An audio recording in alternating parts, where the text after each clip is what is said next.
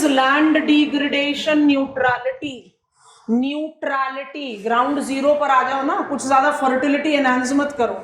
So what is land degradation neutrality के दो aspect. Number one, avoid any further loss, and number two, reverse any loss that you have already done.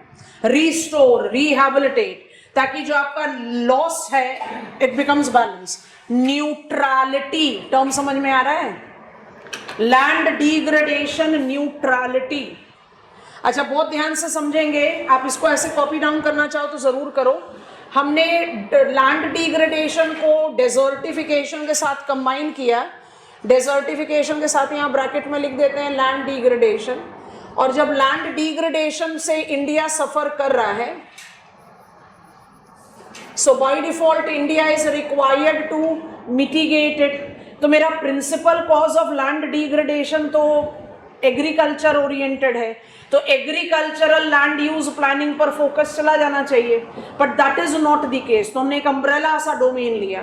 Because of unsustainable practices we have led to desertification and land degradation.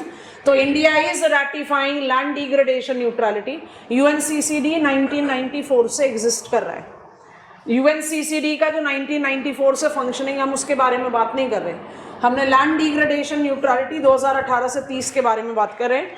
Land degradation neutrality is number one attempt in Indian approach of no say addressing land resource management. क्योंकि ये bottom up strategy mobilised by UNCCD is ratified by India. तो इसमें है क्या?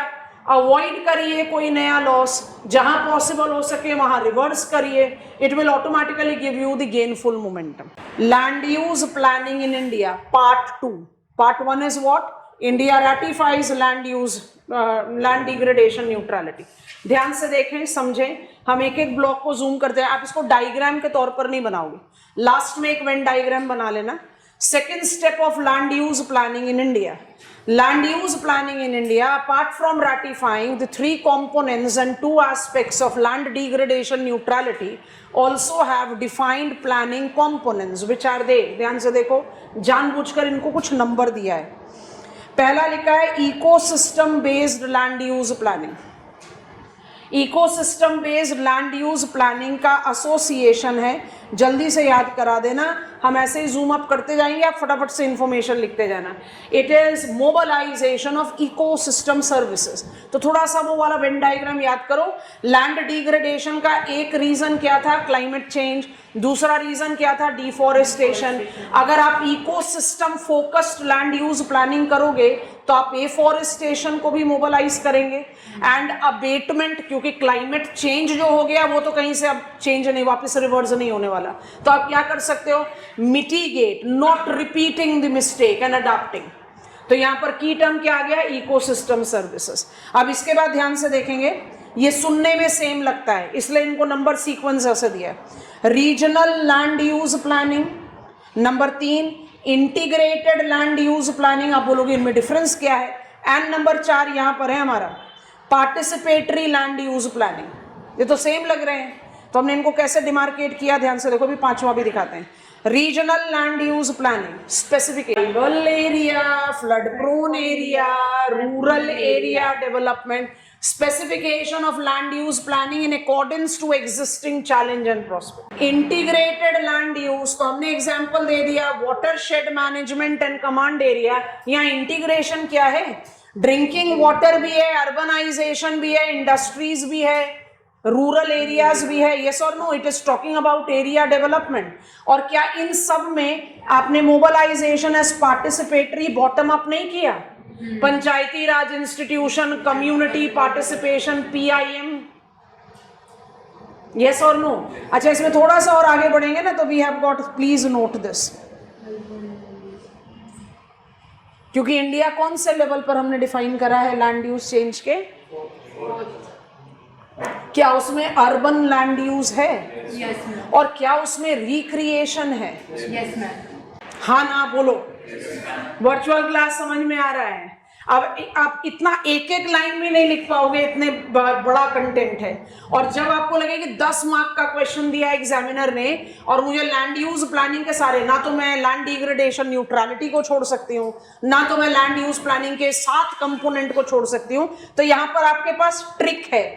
हम थोड़ा सा zoom out करें, हमारा लिखा हुआ ना दिख रहा हो कोई बात नहीं, बाकी सब दिख रहा है, ध्यान से देखो। यहाँ ट्रिक क्या हो सकता है, 10 मार्क का क्वेश्चन मिल गया, what are the land resource management approach in India.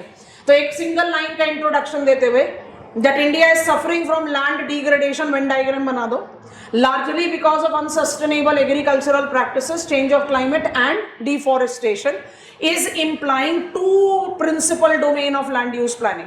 एक land degradation neutrality के बारे में बात करें, healthy ecosystem well-being and mobilization of favorable land use with food security done.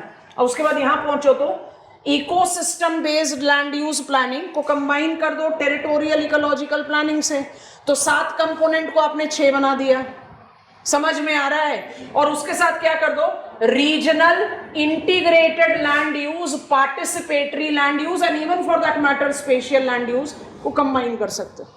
ये सब के सब क्या है आपके, regional, specified, bottom up, area development. तो आपके पास कितने कैटेगरी बच गए, ecosystem with territorial ecological group, urban land use group और बाकी सारा एरिया डेवलपमेंट अप्रोच बन गया answer.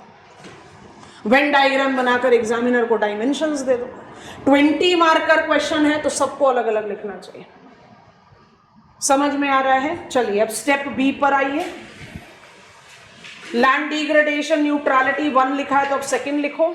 Land management approach in India, step number 2, apart from ratifying land degradation neutrality, Indian land use planning involving participation of Survey of India, NRSA, National Remote Sensing Agency, along with and ministries includes, diagram के तौर पर नहीं बनाओगे बहुत हौच पौच हो जाएगा, तो 1 2 3 4 7 component का नाम लिखकर डैश डालकर हम जूम करते जा रहे हैं, लिखते जाइए। आप सब इसके बारे में जानते हैं और मेरे ख्याल से इस पॉइंट पर आकर हमने एक बार और प्रूफ किया कि अगर हम रीजनल प्लानिंग से पहले कंटेम्प्रेरी इश्यूज करते तो हमें इसको समझना बहुत मुश्किल हो जाता।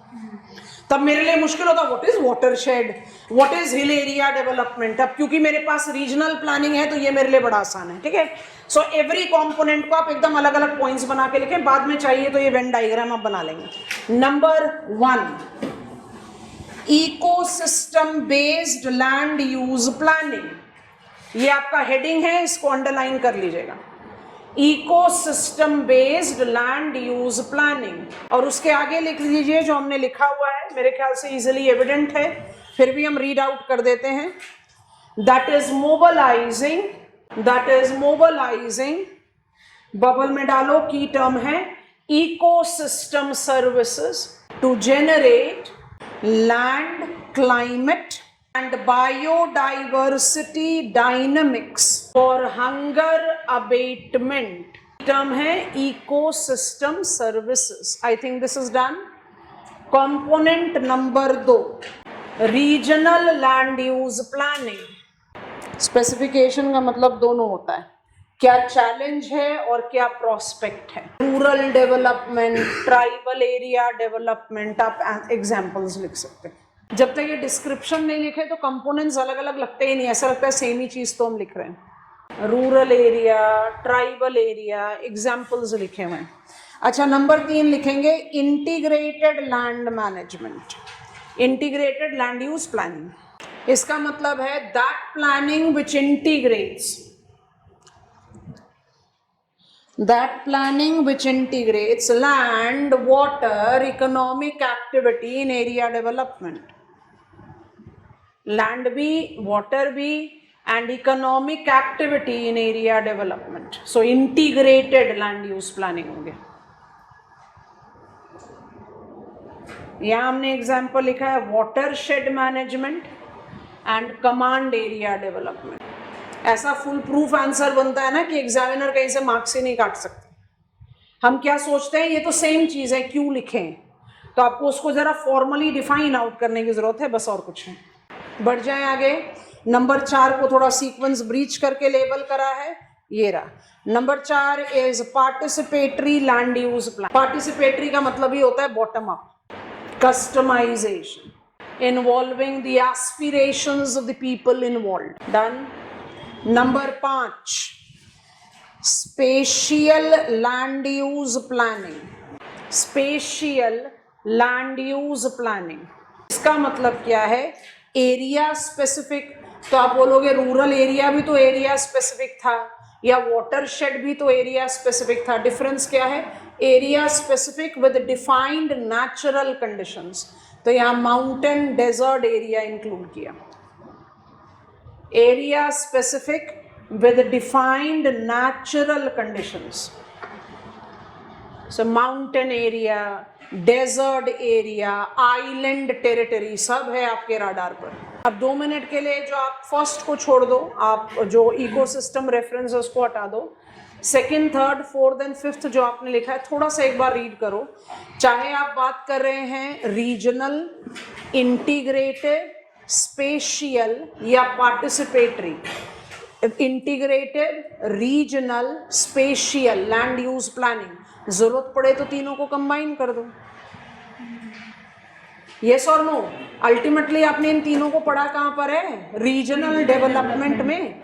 अगर आपको लग रहा है 10 मार्क का क्वेश्चन है, इतना थोड़ी ना लिख सकते हैं, जगह ही नहीं है, समय ही नहीं है, तो फिर आप इनको कंबाइन कर लो। Which are the land use planning aspects in India?